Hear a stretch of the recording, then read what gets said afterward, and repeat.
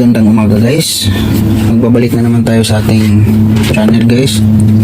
Meron ditong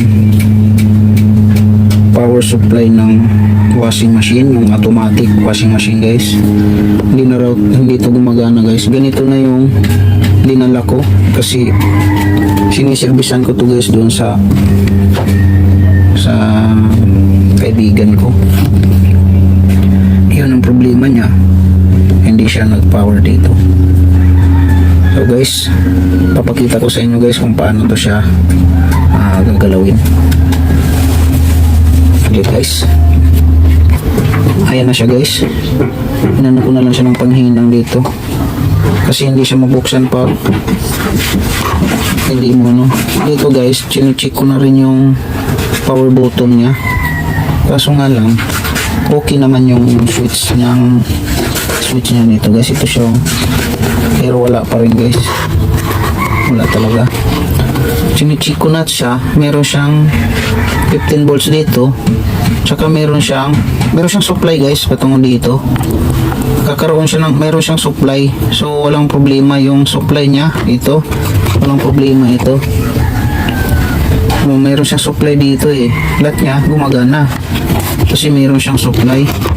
Ngayon guys, ang hinala ko ay ito na siya, so palitan natin tong IC na to guys kasi switching to siya ang nagsiswitch. Ayun kung titignan mo yung mga ano niya, patungo siya doon, yun dito din ang wire na ito para mag-switch siya dito.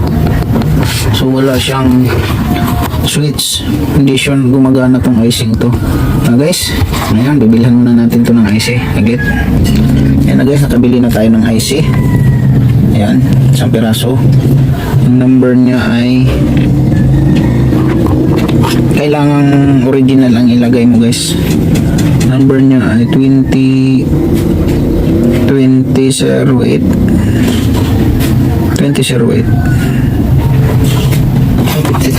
Ano ba yan? Agad. Sulaw kasi yung ilaw Hindi, basahin ko muna. C is 2003.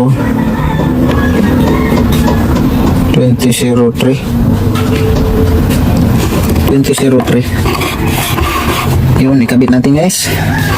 Handa na yung panghinang natin para ikabit. Kabit natin yung bago ito para masubok natin. Sige guys, saglit. Ito na guys, ito na yung luma. Nakabit ko na rin yung bago. Yan, ito yung luma nya. Yan siya. Saglit, i-ano natin, sum natin. Ayan, hinahat air ko ito pagtanggal, pero pagbalik ko hindi ko na hinahat air guys. Ito siyang luma nyo. Switching kasi ito guys Ayan.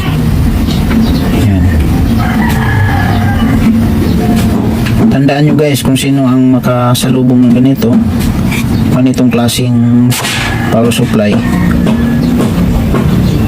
Ano siya, kinabo yung number niya.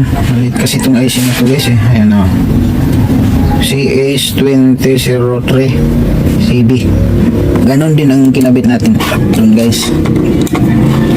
Ano siya ay baliktad pala. Ano siya, CH2003 CB. Ayan, hinahinan ko lang siya pagbalik ko hindi ko na hinater, pagtanggal lang hinater ko siya. Yun ang luma, ito ang bago. So ngayon susubukin natin guys kung gagana na ba. Lagyan natin ng supply dito. Ito, supplyan natin yan saglit. Susupply ko muna. Ayan na siya guys, sinusupplyan ko na siya ng 220. Ito yung wire guys. Pasensya na nga, hindi ko pala ipinakita sa inyo nung hindi siya gagana, pero hindi talaga gumagana guys. Kaya nga ako dinala dito dahil hindi talaga siya gumagana. Walang dayaan to guys kasi nga, kaya ako nga siya dinala dito galing doon sa may yung washing mismo dahil hindi siya gumagana. Kahit gano'n mo pisel dyan, hindi. Ngayon, itatry natin kung gumagana na ba ito. Sa aking mga karanasan nito guys, mga ganito, alam ko na yung mga sira nito pag mga ganyang sistema. Kaya nga, hindi ko na nga pinapaikot-ikot ko kayo. Dire-diretso ko na kayong tuturuan kung ano ang dapat gawin. Basta magkakaroon lang siya ng supply dito guys ha. May supply siya na supplyan mo muna ito dito. Tapos meron siyang 15 volts. Tsaka 5 volts. 5 volts yung nandito eh. Yan, supply niya. Ibig sabihin, hindi siya nagsiswitch. Tapos, check mo rin yung switching niya. Baka mamaya, ito naman ang switching niya ay wala na rin. Pero ito guys, gumagana eh. Tumutubos siya. Yan, saksak natin guys. Natin doon sa ilalim. Okay, nasaksak na siya. Dandahan lang tayo, baka mabigtas yung ano natin. Nasusubok na natin guys kung talagang gumagana na siya. Switch natin to guys. Okay. Diba? Meron na siya guys. Off natin. Yan na siya guys. So, ang dahilan guys ay ito. Wala nang paligoy-ligoy na turo guys. Wala nang pa haba-haba turo. Hindi. Matik. Ganyan na talaga ang gagawin nyo. Palitan nyo na siya nito.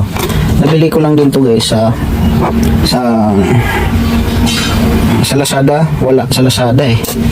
Doon sa Shopee ko nabili. Dalawang binili ko niyan.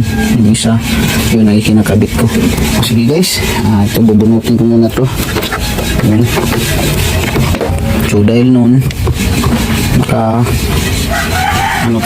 nakabuo tayo. Kahit pa paano, hindi tayo nasiro guys. Ngayon, ikakabit ko na lang to doon guys. Hindi ko na ipapakita sa inyo. Basta walang power na na automatic washing machine. Yan ang power supply niya eh. Dito kuryente yan dyan eh. Nagbubunot ko na lang, dinala ko dito kasi para maayos. Hindi naman siya maayos guys kung hindi siya bubunutin. Guys, at ito ibabalik ko to. Hindi ko na rin pa napakita sa inyo. Discarte na yun sa mga technician kung paano to. Basta ang ko sa kanya panghiwa ito lang guys. Initin mo lang sa bagano. Dandahan lang. Baka dumiritso doon sa board. Ngayon, okay na siya guys. Sana meron kayong natutunan kahit konti lang guys sa washing machine automatic. So, gumagana na siya. Bye bye guys.